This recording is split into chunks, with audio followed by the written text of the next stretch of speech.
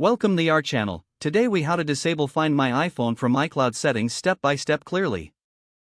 Open your web browser and go to iCloud.com. Sign in with your Apple ID and password. Once logged in, locate the Find iPhone icon on the main page. Click on the Find iPhone icon. Enter your Apple ID password again if prompted. In the Find My iPhone interface, click on All Devices at the top. Select the device you want to disable from the drop-down menu. After selecting your device, click on Remove from Account. Confirm the action by clicking Remove in the pop-up window.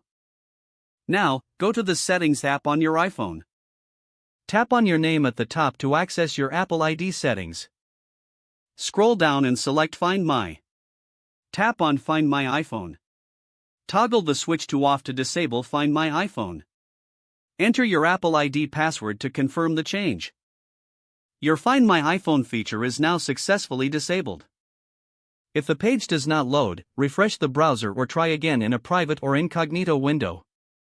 Make sure you are using the correct email address, then retype it carefully to avoid small typos. If your password is not accepted, use the reset option and create a new strong password you can remember. Check your spam folder for verification or security emails, then complete any requested confirmation steps. Enable two-factor authentication if available to improve account security and reduce unauthorized access risk. After signing in, review your profile details so your contact information and settings are accurate and current. If you see an error message, note it down and try again after restarting your device and internet connection. Log out when you finish, especially on shared devices, to keep your account and payment information secure. If the page does not load, refresh the browser or try again in a private or incognito window. Make sure you are using the correct email address, then retype it carefully to avoid small typos. If your password is not accepted, use the reset option and create a new strong password you can remember. Check your spam folder for verification or security emails, then complete any requested confirmation steps. Enable two-factor authentication if available to improve account security and reduce unauthorized access risk.